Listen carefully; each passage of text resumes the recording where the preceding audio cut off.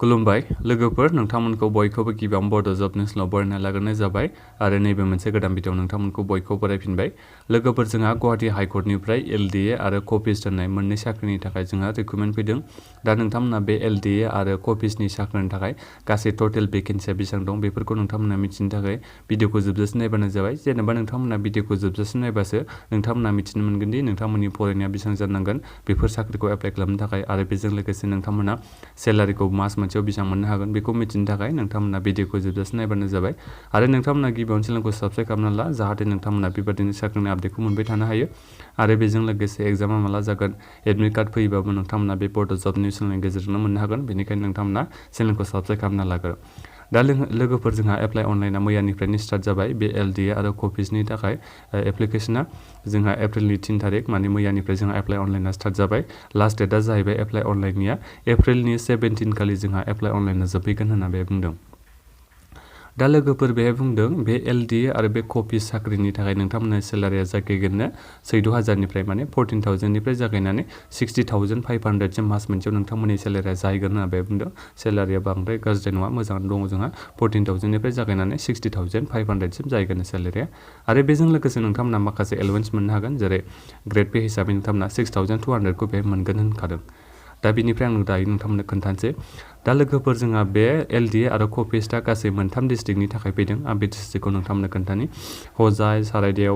सालमारा बे मोनथाम डिस्ट्रिक्टनियाल' फैदों दा नोंथांमोना बिदि साननो हादि जेनेबा गुबुन डिस्ट्रिक्टनिया बे हजाय सारायदेव सालमारा साउथ सालमारानि थाखाय एप्लाइ खालामनो हाया होननानै गासिबो आसामनि सिङाव थानाय डिस्ट्रिक्टनि केन्डिडेटफ्रानो एप्लाइ खालामजोबनो हायो लोगोफोर नोंथांमोना जेनेबा साख्रिखौ नोंथांमोना साख्रियाव सेलेक्ट जायोबा नोंथांमोना बे हजायाव नङाबा सारायदेव नङाबा सालमारायाव थांनानै नोंथांमोना साख्रिखौ मावहैनांगोन जागोन आरो दा बेहाय हजायनि थाखाय एलडीए पस्टनि थाखाय दङ 17टा पस्ट ओमफ्राय कपिसनि थाखाय दं 6 जन ओमफ्राय सारायदेव बे एलडीए पस्टनि थाखाय गासै 23टा दङ ओमफ्राय कपिसनि थाखाय 7 जन दङ ओमफ्राय नैबे साउथ सालमारानि थाखाय एलडीए पस्टआ गासै 20टा दङ ओमफ्राय कपिसनि थाखाय 7टा दङ दा नोंथांमोना बे माखासे पस्टखौ नुनानै बिथिं जेनेबा केटेगरि वाइसआव राननाय दङ नोंथांमोना बेखौ आरोबाव नायनो हागोन जेरै एससी एसटी ओबीसी बिथांमोननि माने केटेगरि वाइस राननाय दङ बेखौ नोंथांमोना नायबानो जाबाय गासिबो माबा केटेगरियावनो दङ नोंथांमोना नायनो हागोन एसटीआवबो गासिबो दंजोबो बेखौ नोंथांमोना मोजाङै नायबानो जाबाय दा बिनिफ्राय लोगोफोर नोंथांमोनखौ बुंदों एलिजिबिलिटि क्राइटेरिया बेसेबां जानांगोन बेखौ आं नोंथांमोना खोन्थागोन बेहाय बुंदों नोंथांमोना जायखिजाया ग्रेजुवेट जानांगोन एनि स्ट्रिम माने नोंथांमोना आर्ट्सआनो जा कमार्सआनो जा साइन्सआनो जा मात्र नोंथांमोना ग्रेजुवेटल' जानांगौ माने डिग्रिल' पास जानांगौ आरो बेजों लोगोसे नोंथांमोननियाव नांगोन नाथायबा कम्पिउटार सार्टिफिकेट जायखिजाया मिनिमाम माने 3 इयार्सनि जानायबाबो एप्लाइ खालामनो हागोन कम्पिउटार नोंथांमोननियाव जेनेबा 3 इयार्सनि कर्स लानाय दं 3 मान्थसो होन्दों बे लोगोफोरनो माने मास मोनथामनि जुदि नोंथांमोननियाव कम्पिउटार सार्टिफिकेट दङबाबो नोंथांमोना एप्लाइ खालामनो हागोन आरो जायफोर बिथांमोना 6 मान्थस बोसोरसेनि जेनेबा 6 मासनि बिथांमोना गासिबो केन्डिडेट एप्लाइ खालामनो हागोन जायफोर बिथांमोना 3 मान्थसनि बारा कम्पिउटार सार्टिफिकेट दङ बिथांमोना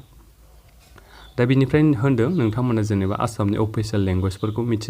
रायज्लायनो रोंनांगोन होनना बे बुंदों जेरै बड' आसामिस नोंथांमोना बेफोरखौ रोंनाय जानांगोन होनना बे बुंदों ओमफ्राय नोंथांमोना आसामनि गभर्नमेन्टनि साख्रि नालाय बेयो दा नोंथांमोना बेखौ एप्लाइ खालामनो थाखाय इमप्लयमेन्ट एक्सचेन्ज रेजिस्ट्रेसन कार्डखौ बानायनांगोन माने नोंथांमोना जुदि दंखायोबाथ' एप्लाइ खालामबानो जाबाय जायफोर बिथांमोना गैया इमप्लयमेन्ट एक्सचेन्ज रेजिस्ट्रेसन कार्ड बिथांमोना बानायना लाबानो जाबाय बिनिफ्रायसो एप्लाइ खालामबानो जाबाय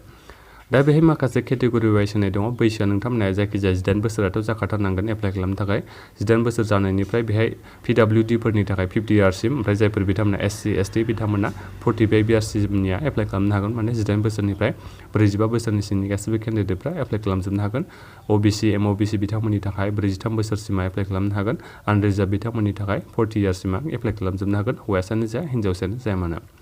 दा बेहाय सिलेक्सन प्रसेसा माबोरै जागोन आं बेखौ नोंथांमोननो खोन्थानि गिबियावनो जोंहा कमन रिटेन टेस्ट लानाय जागोन बेहाय माने अबजेक्टिभ टाइप जागोन लोगोफोर माने माल्टि चइस नोंथांमोना चइस खालामनाय जागोन बेहाय दा बेहाय माखासे साबजेक्टबो होनाय दङ आरो मार्कआ जोंहा 120 मार्क्सनि थागोन एग्जामा बे साबजेक्टआ दङ जोंहा जेनेरेल इंलिश बे जेनेरेल इंलिशनि थाखाय 50 मार्क्स थागोन जेनेरेल नलेज इंक्लुडिं कम्पिउटार नलेज बिनि थाखाय गासै 30 मार्क्स थागोन ओमफ्राय जेनेरेल एप्टिट्युड बिनि थाखाय गासै 20 मार्क्स थागोन होनना बे बुंदों एग्जामा दा बिनिफ्राय बेहाय बुंदों official language of state Assam बिनि थाखाय गासै 20 मार्क्स थागोन जाय बेहाय माबा लिरनाय थागोन जेरै एसे लिरनाय बेफोरनि गासैबो लिरनाय जागोन आरो नोंथांमोना एसे लिरनाय जानांगोन लिरनो रोंनाय जानांगोन बेहाय रिटेन टेस्ट जागोन बे माने अफिसियेल लेंगुवेज टेस्ट नालाय आसामनिया जोंहा आसामिसल' होदों नाथाय बेहाय बर'फ्राबो माने बर'आबोथ' थाखाबाय नालाय दा अफिसियेल लेंगुवेज जाखाबाय आसामनि दा नोंथांमोना बे माने एसे राइटिंखौ रिटेन टेस्टआव होनांगोन आरो लिरनानै होनांगोन बेखौ बुंदों बिनिफ्राय बे माखासे नेगेटिभ मार्किंबो होनाय दङ बेखौ नोंथांमोना मोजाङै नायबानो जाबाय बेखौ मोजाङै फरायनानै नोंथांमोना बिनि उनाव बिबा भइस टेस्ट लानाय जागोन माने इन्टारभिउखौ लानाय जागोन होनना बे बुंदों बे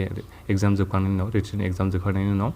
दा नोंथांमोना बेखौ एप्लाइ अनलाइन खालामनो थाखाय नैबे अफिसियेल वेबसाइटआव थांनांगोन बे एप्लाइ अनलाइन लिंकखौ आं नोंथांमोना भिडिअनि डिसक्रिपसनाव होनानै दोनखादों नोंथांमोना चेक खालामहैबानो जाबाय भिडिअनि डिसक्रिपसनाव एप्लाइ अनलाइन लिंक होननाय मोनसे मोनगोन नोंथांमोना बेहाय थांनानै एप्लाइ अनलाइन खालामहैबानो जाबाय आरो बेजों लोगोसे लोगोफोर बेहाय माखासे इन्सट्राक्सन होदों दि नोंथांमोना जेनेबा एप्लाइ अनलाइन खालामनायनि सिगां नोंथांमोननि डकुमेन्ट्सआ बेसेबां साइज जानांगोन बेखौ बेहाय मोजाङै मेनसन खालामनाय दङ बेखौ नोंथांमोना नायनांगोन जेरै नैबे फट' होदों फुल सिगनेचारनि साइजआ बेसेबां जानांगोन बेखौबो होनाय दङ बेखौ नोंथांमोना मोजाङै नायबानो जाबाय आरो बेजों लोगोसे डकुमेन्ट्सआ मा होनांगौ बेखौ नोंथांमोना बे मोजाङै फरायनानै नायबानो जाबाय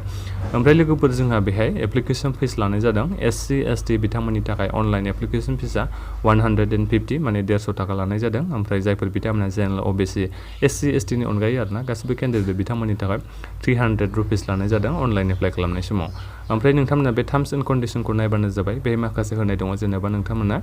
गासिबो एग्जामफोरखौ पास जायोबा सेलेक्सना माब्रै जागोन बेखौबो होनाय दं जेनेबा नोंथांमोननि एपइन्टमेन्टखौ माब्रै होनाय जागोन बेखौ मोजाङै होनाय दङ टार्म्स एन्ड कन्डिसना बेखौ नोंथांमोना मोजाङै नायबानो जाबाय दा बेखिनियानो लोगोफोर नोंथांमोना गासिबो डिटेल्सै खोन्थाजोब्बायना डकुमेन्ट्सआ मा आपल'ड खालामनांगौ बेथ' नोंथांमोना मिथिखागौ जेनेबा नोंथांनि इडुकेसनेल सार्टिफिकेट नांगोन एमप्लयमेन्ट एक्सचेन्ज रेजिस्ट्रेसन कार्डखौथ' होनखाबाय आङो ओमफ्राय नोंनि बे एडमिट कार्ड माने बार्थ सार्टिफिकेट हिसाबै नोंथांमोना होनांगोन बेफोरनो आरोना लोगोफोर डकुमेन्ट्सफ्रा दा बेखिनियानो लोगोफोर नोंथांमोना बे भिडिअखौ लोगोफोरनो शेयार खालामबानो जाबाय जाहाथे बिथांमोनाबो मिथिनानै एप्लाइ खालामनो हायो नोंथांमोना चेनेलाव गोदानै फैदोंबा चेनेलखौ साबस्क्राइब खालामदो आरो नोंथांमोना दासिमबो जेनेबा माबाफोर बुजियै दङबा भिडिअनि कमेन्ट बक्सआव कमेन्ट खालामबानो जाबाय नङाबा बड' जब नेसनेल वाट्सएप ग्रुपखौ जइन जानानैबो नोंथांमोना आंनो कमेन्ट खालामनो हरनांगोन वाट्सएप ग्रुपनि लिंकखौ भिडिअनि डिसक्रिपसनाव मोननो हागोन गोजोन्थों लोगोफोर